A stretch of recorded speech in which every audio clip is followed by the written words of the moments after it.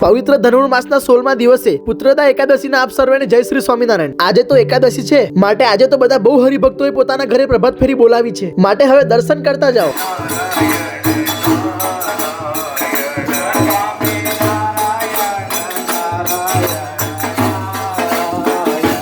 સૌથી પહેલા આ હરિભગતના ઘરે પ્રભાત ફેરી ઊભી રહી, પછી આ હરિભગતના ઘરે પ્રભાત ફેરી ઊભી હતી અને તેમને દરેક હરિભગતને તુલસી માતાના છોડ વેચ્યા।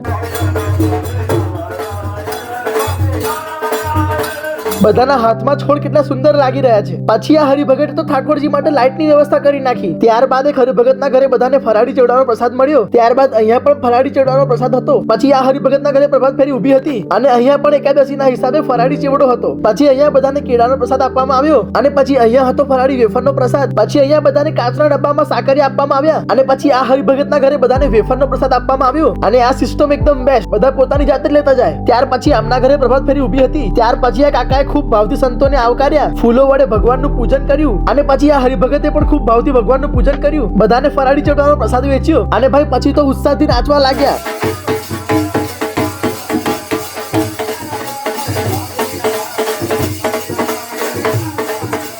પછી આ હરિભગતે પણ ભગવાનનું અને સંતોનું ખૂબ ભાવથી પૂજન કર્યું અને પછી બધાને ડ્રાયફ્રૂટનો પ્રસાદ વેચ્યો અને હવે આજે પ્રભાત ફેરીમાં જોડાયેલા હરિભક્તોના દર્શન કરી લો।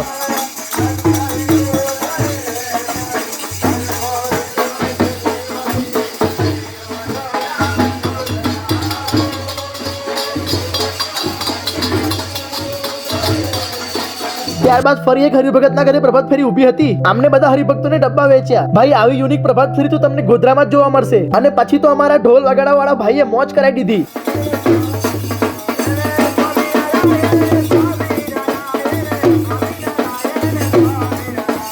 અને ફાઇનલી પ્રભાત ફેરી મંદિરે પહોંચી ગઈ।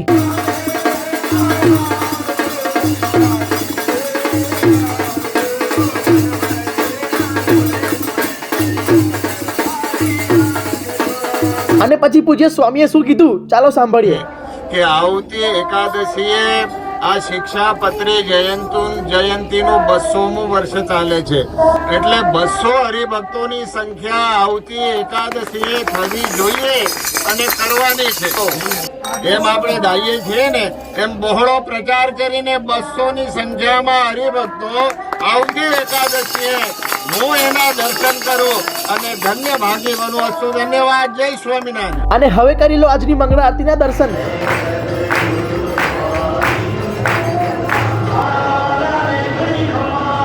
અને આ છે આજના દર્શન।